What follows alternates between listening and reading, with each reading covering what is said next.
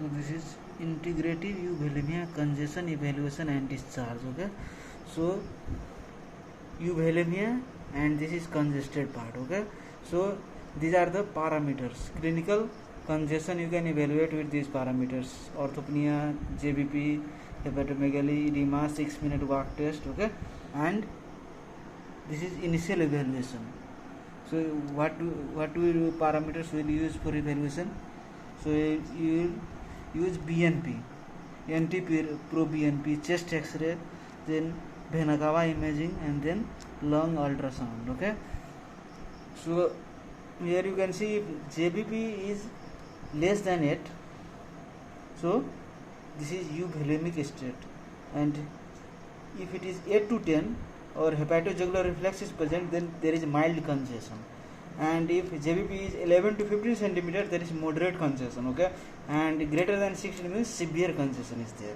And in hepatomegaly, if there is no hepatomegaly, euvolemic state, if you feel palpate the liver is, then it is mild congestion. Okay, and if there is pulsatile enlargement, then it is moderate congestion. Okay, and if it massive enlargement liver and tender, then it means severe congestion. And you can see now edema, if there is no edema in euvolemic states, 1+ edema in mild congested state, 2+ edema in moderate state, and plus above 3+ edema in severely congested state, and 6-minute walk test. So in euvolemic patient, if there is no congestion, 6-minute walk test is greater than 400 meter. So patient can walk in 6 minutes greater than 400 meter. And if he can walk only 300 to 400 meter in 6 minutes, then it is what? This also comes under euvolemic state, but it is more progressive than this.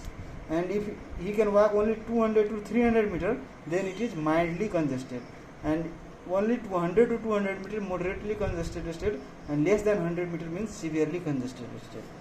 And you can see this BNP level, NT-proBNP level. This is BNP level and this is NT-proBNP level. So in euvolemic state, NP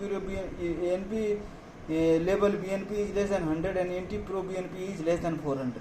And in congested state, in congested state, this concentration of this chemical increases in blood. So 100 to 299 in mildly state, it increases to 300 to 500 in moderately congested state, and greater than 500 in severely congested state.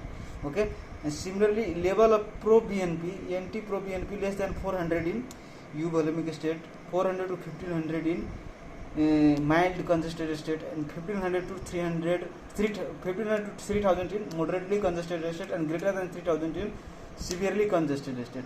So you can comment on the difference between BNP and NT-proBNP. Okay, so what is the difference between NT-proBNP and BNP? Okay, so what is the difference between them, and when do we use them? Okay, and now chest X-ray. So here clear chest X-ray, this means there is no feature of congestion in euvolemic state, and there is cardiomegaly in mildly congested state, and pulmonary venous congestion. Okay, a small pleural effusion in moderately congested state, and there is interstitial or alveolar edema in the severely congested state. And here this is vena cava imaging. So in vena cava imaging, you can see none of two, means maximum diameter greater than 2.2 centimeter and collapsibility less than 50%. So this means euvolemic state. And if maximum diameter is greater than 2.2 centimeter and collapsibility is less than 50%, so you may be wondering what is collapsibility and what is maximum diameter. Okay, so collapsibility means with probe we try to collapse the inferior vena cava, and if it collapse, and we check whether it can collapse or not. Okay, so if it is collapsibility is less than 50% in this state, 1 of 2.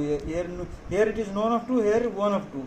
So maximum diameter greater than 2.2 centimeter, collapsibility is less than 50%, and here both of these, maximum diameter greater than 2.2 centimeter and collapsibility is less than 50%. So you have to, if you think there is some mistakes that I am teaching you, then you can comment down so that it can help in improving it. Okay, so I need long ultrasound. Here you can see less than 15 B lines when scanning 28 sites, and here 15 to 30 B lines when scanning 28 lines. So this is there greater than 30 B lines when scanning 28 sites. So this B line increases when there is congestion, and you know it very well. Okay, so this is prepared by our friend, and this is very useful. Okay, so you should know this. And now we are going to discuss another part as well. So here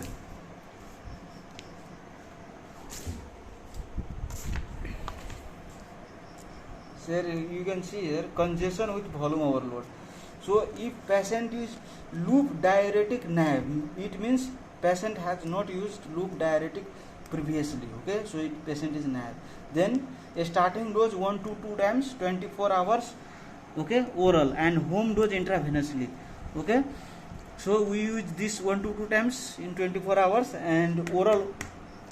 Okay, and a starting dose greater than 20 to 40 mg furosemide equivalents intravenously. Okay, and ask to empty bladder, and you ask patient to empty bladder, and this is early evaluation phase. Okay, so first 6 hours after loop diuretic administration, so that it means early evaluation phase. And here you start urine collection, and early evaluation of treatment after 2 hours spot urinary sodium analysis, and after 6 hours assess average urine output. Okay, and if spot urine output, urine spot sodium is greater than 50 to 70 milliequivalent per liter, 6 hour urine output greater than 100 to 150 ml per hour. If yes, then persistent congestion. You have to check whether this is persistent congestion or not. If there is persistent congestion and urine spot sodium is greater than 50 to sodium, or 6 hour urine output greater than 100 to 150 ml per hour, then you have to repeat similar dose of IV loop diuretics every 12 hours. Okay, you have to repeat similar dose of loop diuretic every 12 hours. And if there is no persistent congestion, then what we will do? Double dose of IV diuretics. Okay, and assess in 6 hours. Okay, and if it is less than 50 to 70 milliequivalent per liter sodium, urinary sodium, spot urinary sodium, then and less than 100 ml per hourly diuresis, if it is yes, then you repeat until maximum dose of loop diuretics. If no, means treatment algorithm after 24 hours. We will discuss in next chart. Okay, so this is early evaluation phase, and this is early response phase. Okay, so remaining time of first 24 hours, and this is first 6 hours.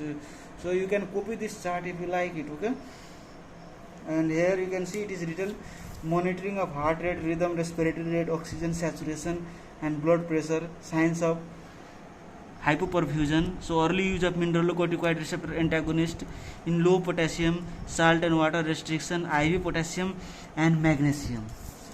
So now let's go to second chart. So here you can see persistent congestion. So evaluate 24-hour urine output. Okay, this is second day of admission until discharge. Okay, so evaluate 24-hour urine output. If it is less than 3 to 4 liter, then double loop diuretic dose until maximum loop diuretic dose. Okay, and then assess within 6 hours.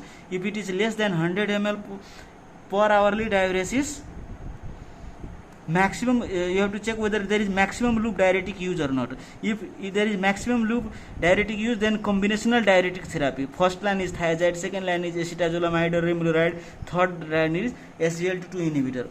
Okay, and if there is no maximum diuretic use, then you have to increase the dose. Okay, so if it is not maximum, then you max out. Okay, and here you can see, if there is, despite this use of this diuretic, if there is persistent congestion, then ultrafiltrate bail out.